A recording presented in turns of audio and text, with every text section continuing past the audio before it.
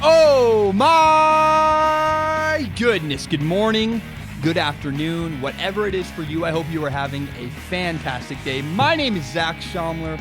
This is Strong Opinion Sports. Thank you so very much for tuning in. Today is Wednesday, February 21st. At least it will be for about 30 more minutes. I'm counting it. I'm calling it. This is Wednesday's podcast. I'm so excited for today's show. First of all, I want to say this. Today we passed 500 subscribers on YouTube. We were at 507 last time I checked, and that is so awesome. Oh my goodness.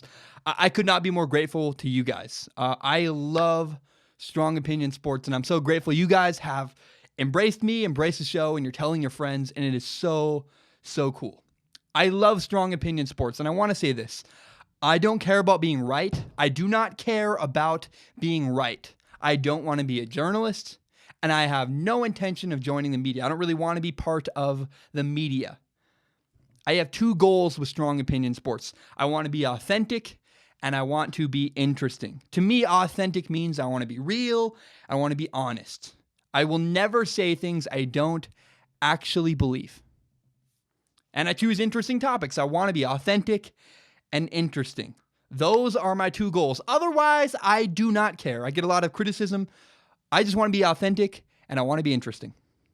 Strong Opinion Sports it's my favorite thing in the world. I struggle with college. This show keeps me going. It's like a child to me. Like, I love it so much. It's my passion. It's my favorite thing in the world. And I just want to say thank you so much for supporting me, getting me to 500 subscribers. That's so cool. We're over halfway to 1,000.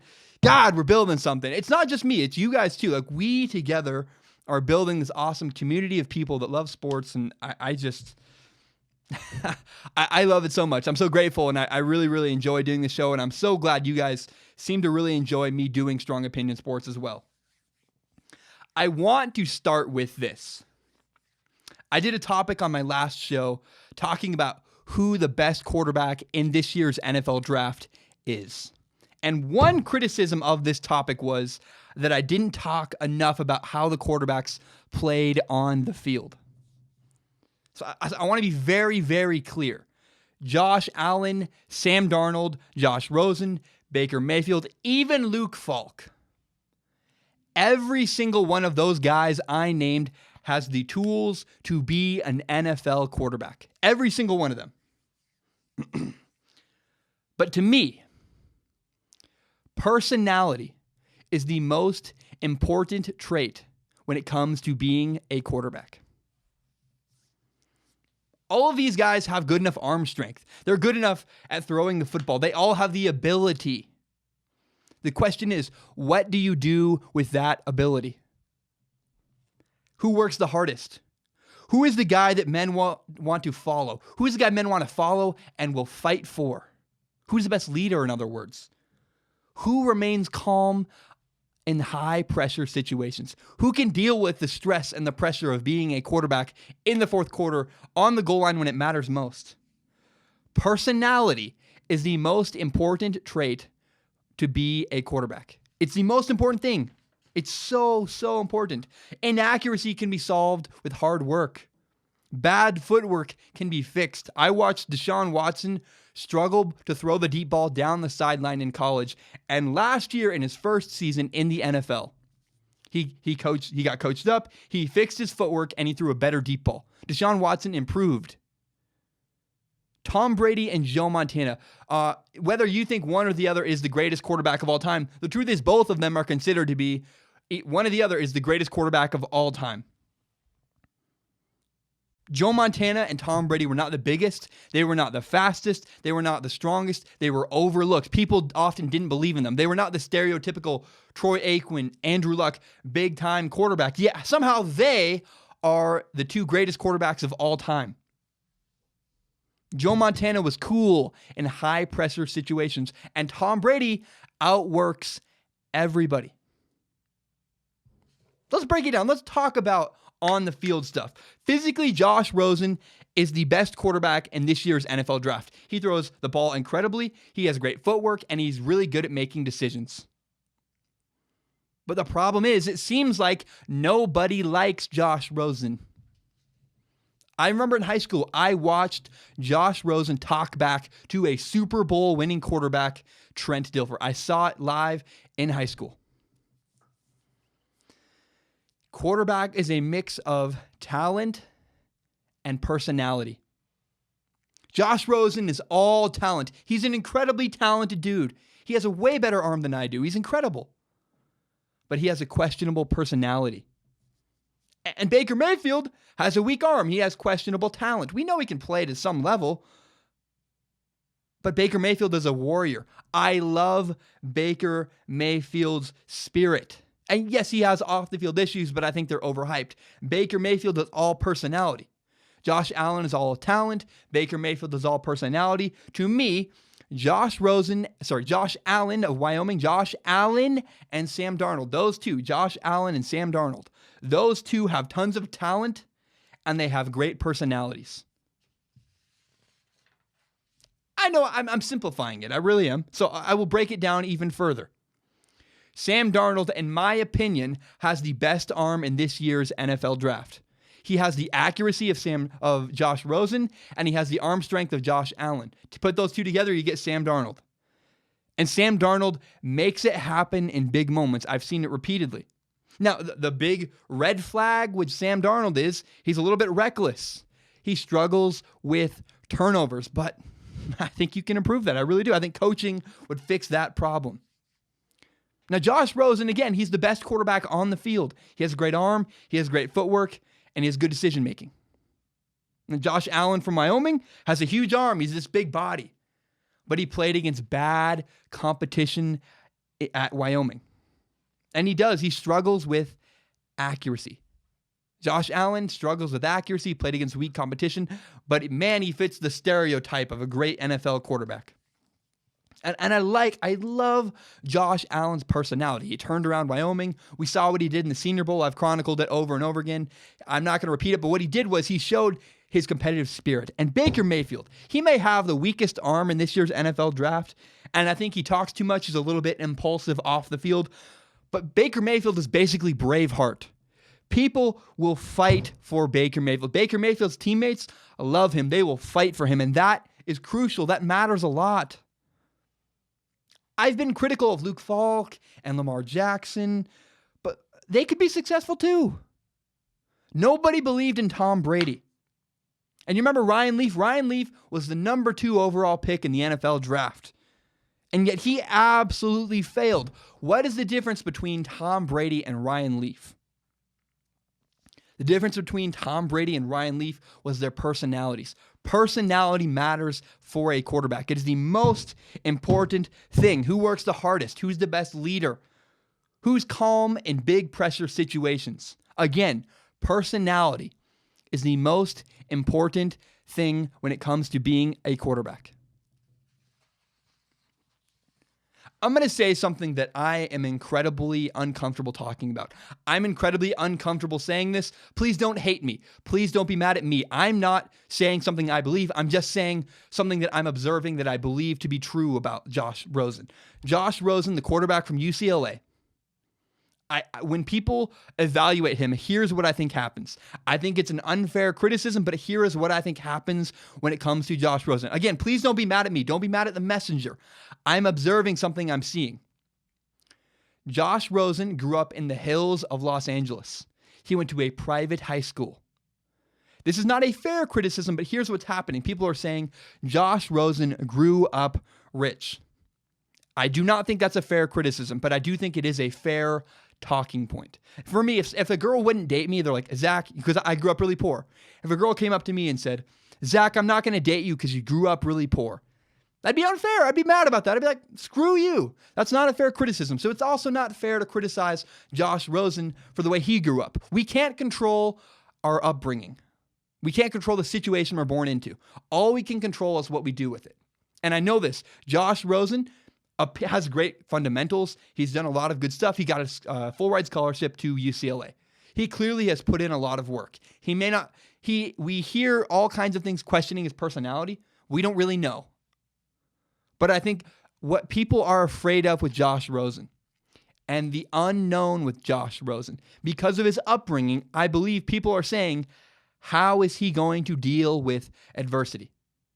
And I think the argument is that no one will say, everyone's uncomfortable and doesn't want to say this publicly, but I think what's happening is people are kind of prejudiced and saying, Josh Rosen's never dealt with adversity. We don't actually know. Maybe his grandma died. We don't know. And every situation is unique.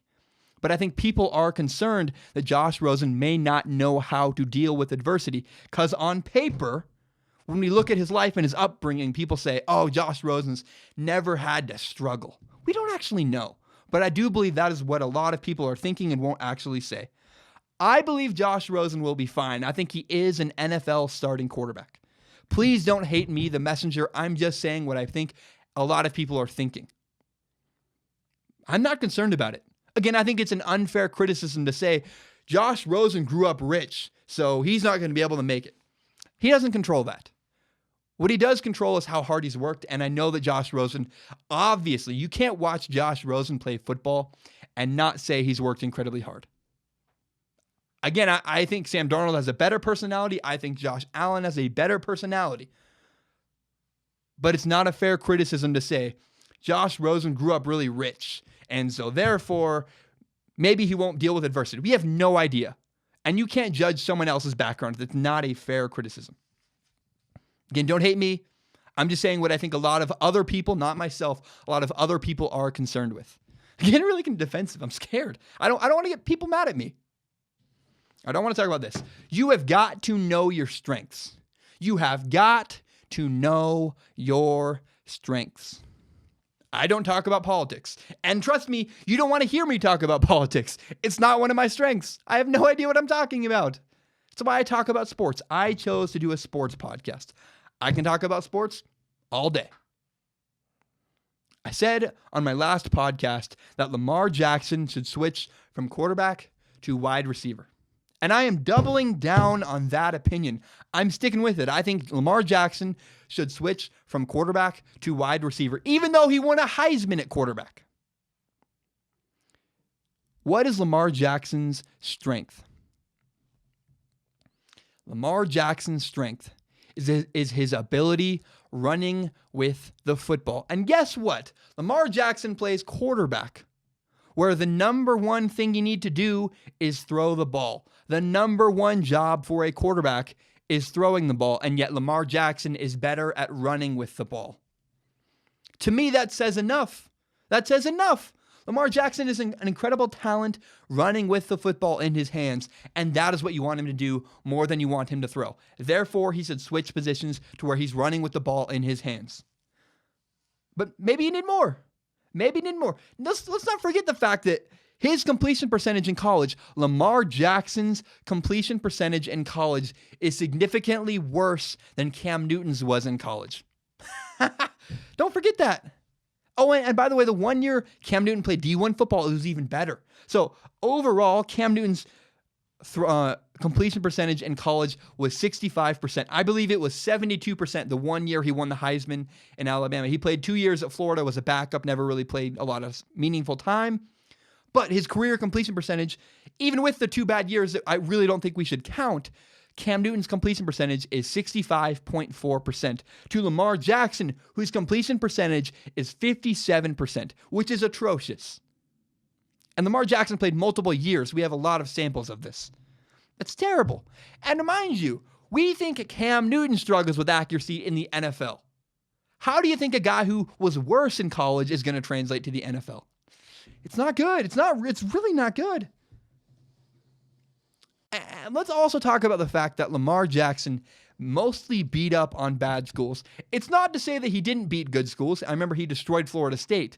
But not always, but often, Lamar Jackson beat up on bad schools that were not very good at football, teams that had inferior talent to his school at Louisville. I mean, look, I wish I'd come out. I really believe Lamar Jackson should switch positions from quarterback to wide receiver or something else where you're putting the ball in his hands. Get the ball in Lamar Jackson's hands. I wish I'd said that first before Bill Polian did. All I was thinking was, I don't think Lamar Jackson is a very good quarterback. I have to give credit to Bill Polian. Bill Polian, the former Colts general manager, said he was creative. He said, look, Lamar Jackson's not a great quarterback, but he's too good an athlete to just waste. So we should switch to wide receiver so we can get the ball in his hands. Credit to Bill Polian. That's genius. That's smart. It's a way to use a good resource, and how can we use him to the best of his ability? I believe in that tremendously. If you were better at writing papers, I wouldn't put you in a job where you were giving speeches if you're tremendous at writing papers. It doesn't make sense. Use the person's strengths and build off of them. And Bill Polian, remember, Bill Polian is the general manager who won 2 Super Bowls with the Indianapolis Colts. And if you look at his resume, he was the general manager for the Bills team that went to 4 straight Super Bowls. Bill Polian is a legend. His resume speaks for itself. You can criticize me for my opinion that Lamar Jackson should switch from quarterback to wide receiver. But remember, it's not just me. It's Bill Polian, the dude who's a genius. The guy gets it. He's incredibly smart. Bill Polian is a football titan. So when he says Lamar Jackson should switch positions, I think his opinion should have a little bit more weight. Look, time will tell. We will all find out eventually. I'm almost certain that Lamar Jackson will be picked either in the first round or the second round of the NFL draft because NFL teams are desperate for quarterbacks. And I'm not rooting against Lamar Jackson. Whatever Lamar Jackson decides to do, I wish him the best of luck. I think he seems like a good guy. I like him as a person. I hope he does well. I hope he succeeds. But I think Lamar Jackson should play to his strength. Again, if you were incredibly good at writing papers, I would want you to pursue a career writing papers, not giving speeches. If you were terrible at public speaking, but you were good at writing, don't pursue a career in public speaking, pursue a career in writing. Just play to your strengths. That's what I do. I don't do a political podcast. I do a sports podcast. I play to my strengths. And I think Lamar Jackson should play to his strengths. Find what you're good at and abuse it, man. Do everything you can with what you're good at. And Lamar Jackson's strength is Lamar Jackson's strength is not throwing the ball. Lamar Jackson's strength is running with the ball in his hands. That's what makes him an incredibly dynamic. That's why he was so good in college. Look at his highlights. Most of them, honestly, are incredible plays, running literally up the middle, juking people, and it's just incredible. He's an incredible athlete running with the ball. But Lamar Jackson's strength is running, not throwing. I believe Lamar Jackson should switch from quarterback to wide receiver. But time will tell. We'll find out. I don't hate the guy. I'm not rooting against the guy. I'm just saying what I think. I think he should go with his strength. Bam, man. I wish my building wasn't so dang quiet. I feel like I am just the loudest, most obnoxious person in the entire world. I don't really care that much, but my God, I feel bad. I'm glad it's quiet because it makes recording a lot better. But Jesus, man, I feel like I'm the most just loud, obnoxious person in the entire world. Today will be a shorter episode. School is killing me. I apologize. I have a huge project due on Friday that I have to work on after that I record this. So I will not be recording a podcast on Friday. I will be recording on Saturday instead. There will still be a third podcast this week. It just will not come out till Saturday night. Fair enough? Cool. Awesome. I have a lot of great stuff I want to talk about the rest of today. I'm going to talk about Mark Cuban. Mark Cuban said that the Mavericks are tanking, and I'm going to react to that, share my thoughts and my opinions. I'm going to talk about the 49ers. They met with Vontae Davis, a former Pro Bowl corner, which excites me. We'll talk about that. And I'm going to tell you how I would punish Louisville basketball. Remember, you can subscribe to Strong Opinion Sports on iTunes, on SoundCloud, and on YouTube. You can find the full entire hour-long podcast on YouTube. You can also find my best, most interesting clips on YouTube. Tell your friends about Strong Opinion Sports. If you love this podcast as much as I do, dude, we are growing like crazy. I really believe once we get to 1,000, we are going to exponentially grow a lot more. I'm excited. I can't believe it. I am pumped. Continue to tell your friends about Strong Opinion Sports. If you like this podcast, tell your friends on Facebook, on Twitter, on Instagram, whatever it is. Share a link to this podcast and tell your friends. I'm going to take a drink of water real quick. This next topic, it's awesome. I feel really good about it. All right. Do you guys know what it means to Netflix and chill? Basically, Netflix and chill means that you're going to have someone come over, you turn on some mood lighting, turn on a movie on Netflix, and you're going to make out and have fun. And we all know what that means. I'm not going to go into details. And I think it's incredibly funny. We all know what Netflix and chill actually means, but we tiptoe around it. We're not honest and upfront about what Netflix and chill actually means. Everybody knows what it really means. Everybody knows when you say, hey, you want to come over and Netflix and chill? You want to come over and watch Netflix? We all know what that, we pretty much universally know, oh, that doesn't actually mean watch a movie. But that's the language we use. It's funny to me. I wish people were more honest and upfront, but hey, that's what we do. The truth is, that is how tanking in the NBA also works. It's very similar to Netflix and chill. Mark Cuban, the owner of the Dallas Mavericks, yes, the guy from Shark Tank, Mark Cuban came out and said that the Dallas Mavericks are tanking. He said losing is the best option for our franchise. He said they're not competing for a playoff spot, and now they're going to try to get the highest draft pick possible. Look, many people have blasted Mark Cuban. They're like, oh, it's wrong. How could he? I think a lot of people said all kinds of stuff about him. I like it. Mark Cuban is honest. He's authentic. He's real. We all see when NBA teams are tanking. At least he's honest and just admits they're doing it. I like that. Here's my philosophy, and not just in basketball. I think in life, you can do literally whatever you want. Do whatever you want, as long as you're ready to deal with the consequences. You want to speed? Awesome. Just be aware you'll probably get a ticket. You want to drop out of college and smoke a ton of weed? Dude, go for it. Go do it. As long as you are prepared to deal with the consequences. If an NBA team wants to tank and they want to be publicly open about the fact that they're tanking, awesome. But be aware and be prepared to deal with the consequences. Now, actually, to be quite frank, I think this is a really good thing for Mavericks fans. Now, it's worth noting, Mark Cuban, the owner of the Mavericks, got fined $600,000. But I do think being honest with your fan base is incredibly important.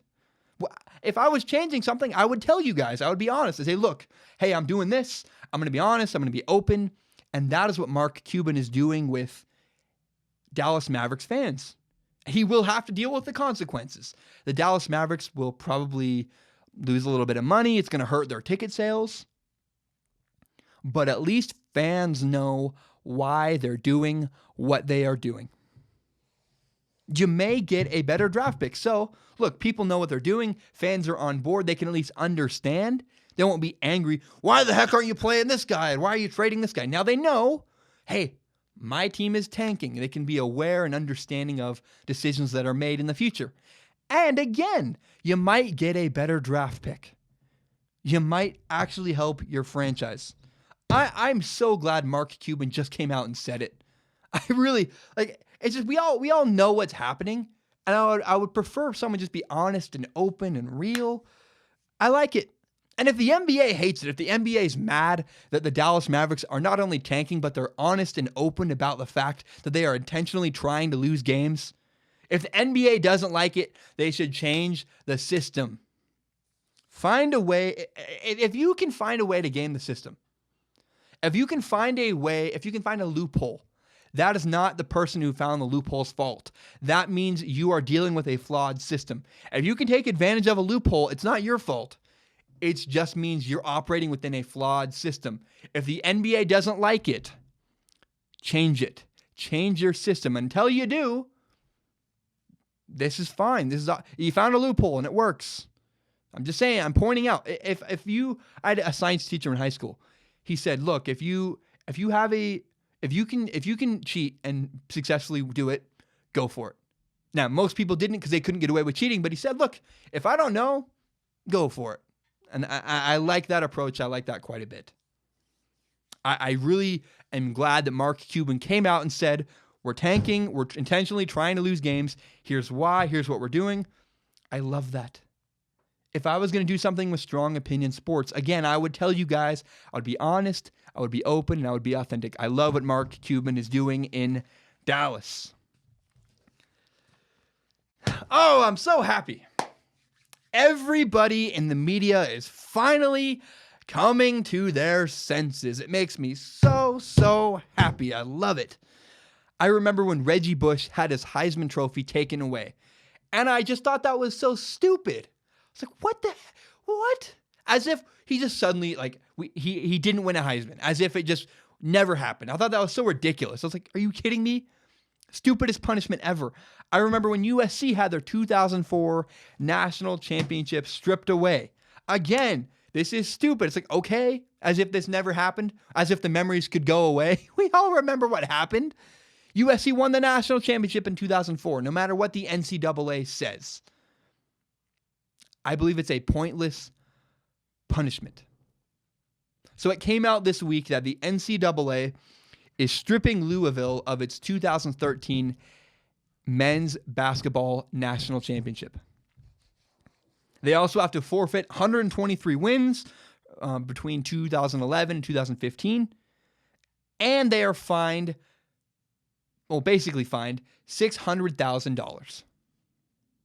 Remember, this is because of a scandal involving prostitutes and recruits. I don't want to get into it. To me, I want to talk about the punishment. Now, the media is not bad about... the media is mad. And finally mad, because I really am glad that I'm not alone in this. The media is mad about making Louisville forfeit wins. Forfeit a national championship, forfeit 123 wins. It's a stupid, terrible punishment. My parents never, ever grounded me growing up. They never did. I was a weird kid. You didn't need to ground me. I loved coming home. I liked my house. My house had books, had a television, had a football in my backyard. You know how my parents punished me? My parents took away my football because that was an actually effective punishment. I would do almost anything to have my football. And I knew I wouldn't want to risk that. I love playing football. I loved playing catch in my backyard. I did not want to lose my football privileges. So guess what? I stayed in line. That was actually an effective punishment. You took away something I actually wanted and really cared about. The best way to punish college athletic programs is financially.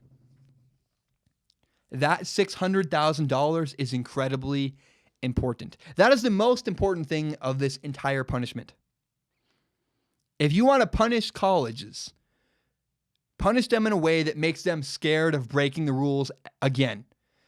Make them afraid to break the rules. Do something to them that actually scares them and puts fear in them. Hit colleges where it matters most. If you want to actually punish something, if you want to actually punish someone, give them a punishment that actually matters to them and they care about. Let's be honest. College sports are a business. If you take away their money, they won't like that.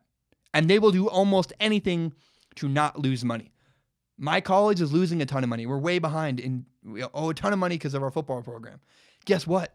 You take more money away, that cripples them. They're not going to screw up. They're not going to break the rules. They can't afford to lose more money. If you want to punish colleges, take away their money and take away their ability to make money, because that is what colleges care about. That is the number one thing colleges care about, and that is money. If you want to punish colleges, ban them from the NCAA tournament for a few years, for multiple years. Or in football, give them a bowl ban for multiple years. And take away scholarships. Take away future scholarships. That's the key. Don't take away scholarships from the kids who already have them. Take away future scholarships down the road. And offer the opportunity for anybody who wants to transfer away from a program that is being punished. Offer the opportunity for those kids to transfer out without any stipulations. No restrictions, no yields. If you want to leave, you're free to transfer wherever you want if your program is getting punished. That is how you punish a college. Don't punish the kids, punish the adults who caused the problem. Don't punish athletes for things that happened years ago.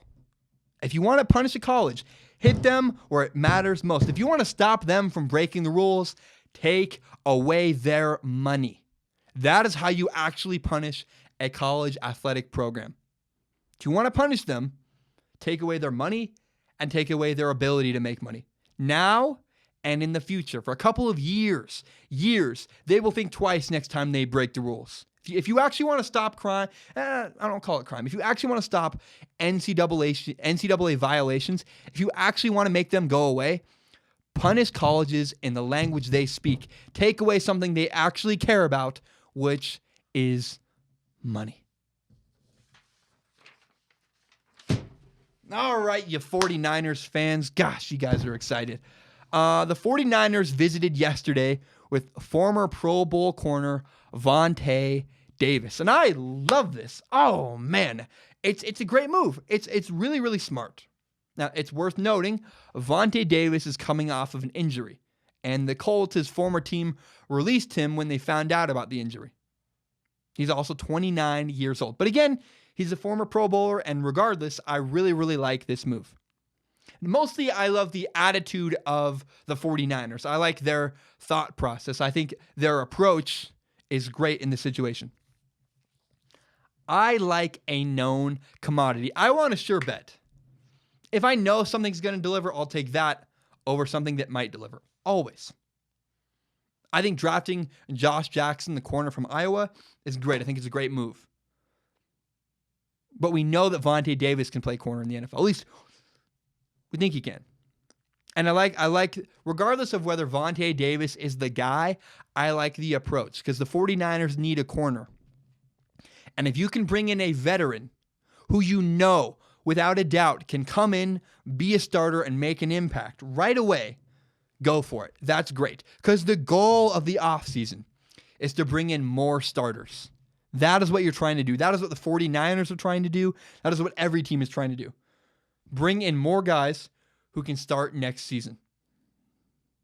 Now, if you don't read NinersNation.com, you should. They do a great job, and they do real journalism. I'm not a journalist. I don't pretend to be a journalist. That's not my goal. It's not my job.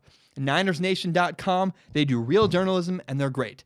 NinersNation.com reported yesterday that the Jacksonville Jaguars are unlikely to re-sign Aaron Colvin. Look, I'll be honest, I prefer Aaron Colvin to Vontae Davis.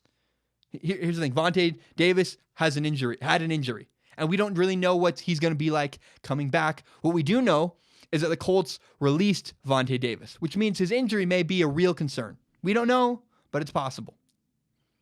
We know Aaron Colvin played all 16 games for the Jacksonville Jaguars last season. He's a good player. He's great. He's coming off a big contract. And the problem with the Jaguars is they don't have the cap space to retain him. Health is a real concern with Vontae Davis. If it wasn't, why would the Colts release him? If he's that great, why would the Colts release him? But regardless, if the Niners can land any one of the veteran corners that are available in free agency, I think that's a great move. I think it's a great move. You take a sure bet. I prefer veterans to rookies. That's what I prefer. I like a known commodity. And Vontae Davis has a ton of upside. Man, if Vontae Davis works out, the dude's a former Pro Bowler. If he's healthy, oh my goodness, that'd be incredible. Be a great move for the 49ers. And I do think he's healthy. If I had to make a bet, I would say he is going to be healthy. But the truth is, it's not our problem to worry about. John Lynch, the general manager for the 49ers, is a former NFL safety. He's a 9-time Pro Bowler. If anybody knows that whether Vontae Davis is healthy, it's going to be John Lynch, the guy who's been in the exact same position Vontae Davis is in. That's why I like John Lynch. John Lynch, a former player, he gets it. He gets personnel. He gets players. He's been an NFL player himself. I believe that I believe that John Lynch will do the right thing for the 49ers. He gets it. He understands. And as a guy who's rooting for the 49ers to have success, I trust John Lynch. I think he's going to do the right thing. It's also worth noting that Vontae Davis I'll say this, the 49ers have an edge when it comes to Vontae Davis because he is the brother of former 49er and longtime 49er, a guy who played really well. I always used him on Madden, Vernon Davis. Vernon Davis, the former tight end for the San Francisco 49ers.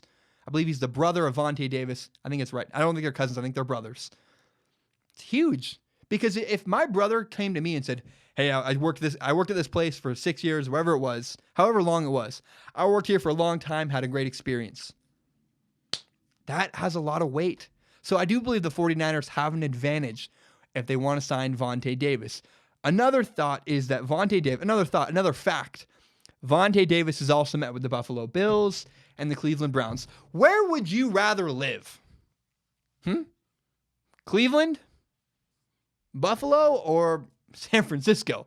Let's be honest. If you have a ton of money, I'm living in San Francisco. Plain, simple, and easy. They're a franchise that's building.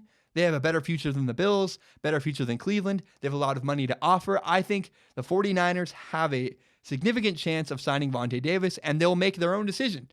John Lynch is going to make the right decision. He'll evaluate whether Vontae Davis is truly healthy, and then if he's great, I think the 49ers will land him. I have the utmost confidence. If the 49ers want a guy, they have the cap space, and they have the situation that's attractive enough to get whoever they want. I trust John Lynch. I hope it's Vontae Davis. If it's not, they're going to get the right guy. I have absolute faith in John Lynch, the 49ers general manager. All right, that's my show for today. That's all I have. Again, I have a big project due on Friday I need to work on. I'll be recording my next episode on Saturday, not Friday. But I do want to dive deep into the Buffalo Bills. I wanted to do that today. I believe I've treated the Buffalo Bills unfairly, but I want to do more research for the future. Again, thank you so very much. We got to 500 subscribers on YouTube today, and that is an incredible milestone that means a lot to me. I think it's awesome. It's fantastic. I'm so excited, and I appreciate you guys so much, and I could not be more excited for the future of this podcast. You can subscribe to Strong Opinion Sports on iTunes, on SoundCloud, and on YouTube. You can find the full entire hour-long podcast on YouTube. You can also find my shorter, best, most interesting clips. Before I say the share part, I want to say this. I'm considering starting either a Facebook group or a Discord for Strong Opinion Sports. Let me know if you'd like that. I think a Facebook group especially, I use Facebook the most. It's the easiest way to interact with people for me. I would love to make a Facebook group for this podcast. I think it'd be fun. We could all share links that we find. I think it'd be a fun way to build a community and share our love of sports together. So if you guys are interested in that, let me know. I can make that happen. I think it'd be a ton of fun to have a Strong Opinion Sports Facebook group, maybe even a Discord. I don't really know what that is yet. My friends keep saying, you should do it. So I'll figure that out soon. And again, man, if you love Strong Opinion Sports as much as I do, my voice is going right now, please share Strong Opinion Sports with your friends. If you like this podcast, you want to help me grow, tell your friends about it on Facebook, on Twitter, on Instagram, face-to-face. Share the link to this podcast. Help me grow. It'd be tremendous. We're halfway to 1,000. We're over halfway to 1,000. I believe once we get to 1,000, we're going to exponentially grow because of the algorithm on YouTube. So continue to tell your friends about Strong Opinion Sports. Thank you so very much. Hope you guys have a great day. I will see you again on Saturday. Bam, we're done.